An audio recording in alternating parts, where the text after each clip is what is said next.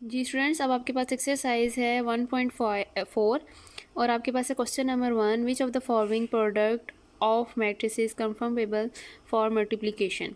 Product का मतलब क्या होता है स्टूडेंट्स कि मल्टीप्लाई करना दो मैट्रिसेस को आपस में। तो ये कह रहे हैं कि ये दोनों आपस में मल्टीप्लाई प्रोडक्ट जो होते हैं, बस आपने इतना बताना है कि पॉसिबल है मल्टीप्लिकेशन दो मैट्रिसेस में या कि नहीं। तो ये फाइंड करने के लिए मैं आपको एक इजी वे बताती हूँ कि जिससे आपको ये कंफर्म हो जाएगा कि आप इनकी प्रोडक्शन जो है या मल्टीप्लिकेशन जो है वो पॉसिबल है या कि नहीं है। जी स्टूडेंट्स, अब आपके पास जो फर्स्ट क्वेश्चन का फर्स्ट पार्ट है वो आपके पास क्या है, दो मैट्रिसेस हैं 1 0 -1 -1 एंड 2। ठीक है, आपके पास ये मैट्रिक्स है और एक मैट्रिक्स है आपके पास -2 एंड 3। ठीक हो गया। तो अब आपके पास ये क्या है कि आपके पास ये जो मैट्रिक्स है ये आपने सबसे पहले ये बताना है कि इसमें कितनी रोज़ हैं और कितने कॉलम हैं। तो आपके पास क्या है कि इस तरीके से बताया जाता है कि रोज़ हैं और इस तरीके से क्या बताया जाता है, कॉलम। और जब हम लोग इसके कॉर्नर पे लिखते हैं वो पहले रोज़ मेंशन करते हैं फिर कॉलम मेंशन करते हैं। जैसे ये 2/2 का मैट्रिक्स है और ये जो है इसमें 2 रोज़ हैं, एक ये रो है एक ये रो है और एक कॉलम है। तो क्या आ जाएगा 2/1।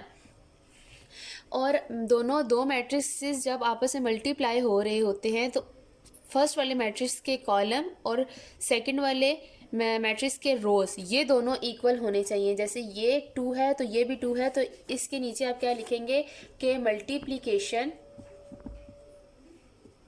Multiplication is possible. ठीक है, यहाँ पे मल्टीप्लिकेशन जो है वो आपके पास पॉसिबल है। क्यों? क्योंकि फर्स्ट मैट्रिक्स के कॉलम और सेकंड मैट्रिक्स के रो जो हैं वो आपस में क्या है, इक्वल हैं। ठीक हो गया।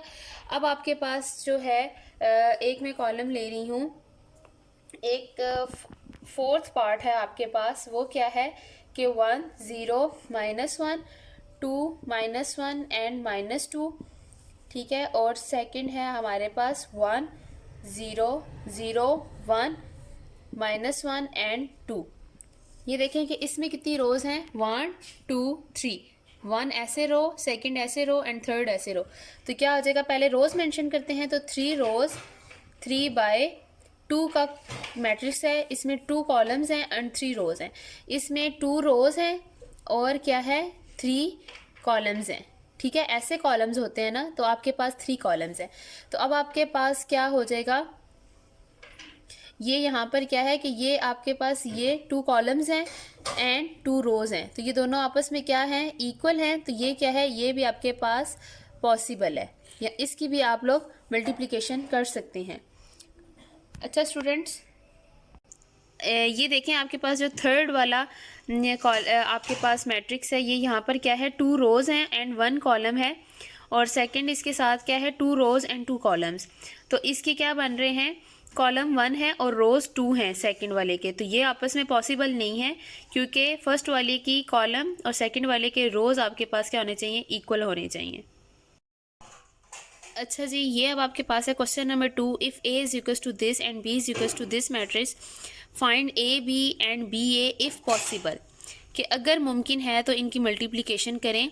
फर्स्ट पार्ट इन्होंने दिया हुआ है A B and second part दिया हुआ है आपको बी ए। ये देखिए स्टूडेंट्स, ए बी लिखा हुआ है तो सबसे पहले आपने ए मैट्रिक्स लिखना है। अच्छा, अब आपके इन दोनों के दरमियान में आपको कोई ऑपरेशन नज़र नहीं आ रहा, ना प्लस ना माइनस। जब कोई ऑपरेशन नहीं होता तो इट्स मीन ये आपस में मल्टीप्लाई होते हैं। तो ए लिखा हुआ है पहले, तो पहले आपने ए का मैट्रिक्स लिखना है, फिर 0 एंड 2, और बी क्या लिखा हुआ है आपके पास, 6 एंड 5।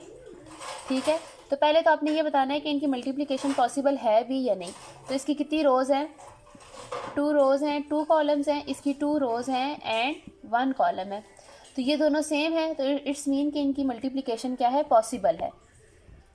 अब मैं आपको ये समझाऊं कि ये मल्टीप्लाई होते कैसे हैं। ये आपने एरो लगाना है, ठीक है, ये एरो हेड है और ये आपके पास डॉट है।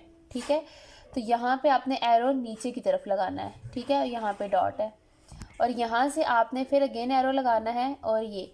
अच्छा, मल्टीप्लिकेशन ऐसे होती है कि फर्स्ट रो और यहाँ से फर्स्ट कॉलम, अगर यहाँ पे सेकंड कॉलम होता तो फर्स्ट रो को पहले दोनों कॉलम्स के साथ मल्टीप्लाई करते। तो यहाँ पर 1 कॉलम है तो फर्स्ट रो फर्स्ट कॉलम, तो आपके पास क्या होगा ये कि डॉट वाली जो साइड है वो डॉट वाली के साथ मल्टीप्लाई होगी, डॉट 6 के साथ है, यहाँ पे डॉट किसके साथ है, 3 के साथ है, तो 3 मल्टीप्लाई बाय 6, ठीक है। और दरमियान में क्या आता है आपके पास, तो अब आपके पास क्या आ जाएगा, बीच में प्लस आ जाएगा। अब ज़ीरो के साथ क्या है, हेड है, और आपके पास यहाँ पे हेड किसके साथ है, 5 के साथ, तो आपके पास क्या आ जाएगा, 0 मल्टीप्लाई बाय 5, ठीक है। अब यहाँ पे 1 कॉलम है तो आपने बस यहीं पे मल्टीप्लिकेशन ख़त्म कर देनी है।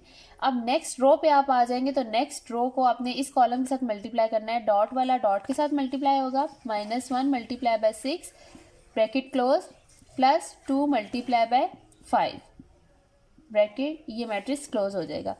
अब आपके पास यहाँ पे क्या आया है, 6 3 18 प्लस 0 किसी भी डिजिट से मल्टीप्लाई होता है तो वो क्या होता है, 0 ही होता है।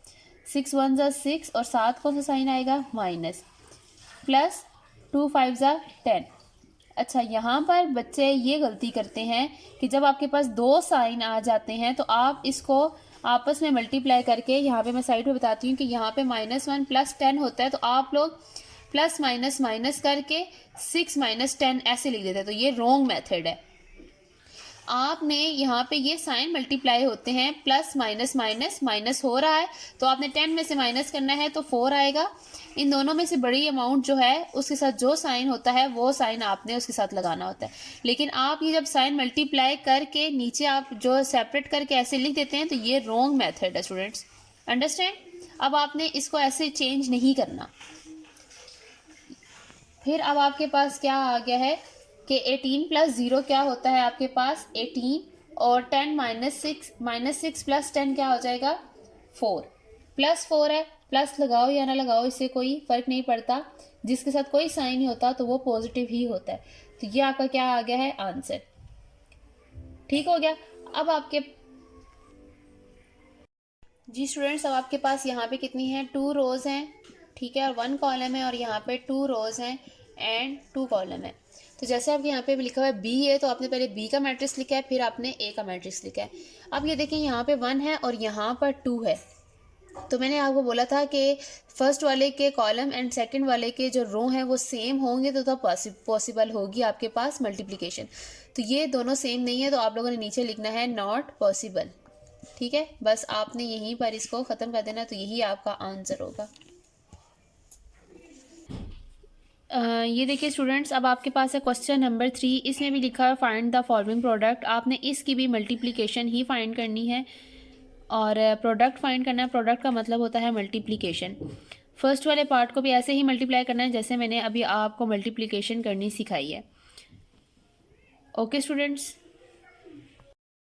स्टूडेंट्स ये जो आपके पास 1.4 का क्वेश्चन नंबर 1 है, ये आप लोगों ने बुक पे ही कर लें, पॉसिबल और नॉट पॉसिबल, क्योंकि आपको समझ आ गया है तो ये आप लोग बुक पे ही इसको सॉल्व कर दें, ठीक है। और आपके पास जो है क्वेश्चन नंबर 2 है, उसकी प्रेजेंटेशन मैं आपको दिखाती हूँ कि आपने इसको कॉपी पे कैसे सॉल्व करने हैं क्वेश्चन, ठीक है। ये देखिए स्टूडेंट्स, आपके पास रजिस्टर है, नीट रजिस्टर है, इसकी दोनों साइड पे आपने लाइंस लगानी है और इसी तरीके से मार्कर से डबल लाइन हो और साथ ही बिल्कुल हाफ इंच जो है वो अपने पेंसिल से लाइन लगानी है। ऊपर ऐसे क्लास वर्क, डेट, ये वाली मैथ्स की डेट जो है वो ये है, मार्च मेंशन नहीं करना, 3 मेंशन करना है, ठीक है, मंथ मेंशन करना है।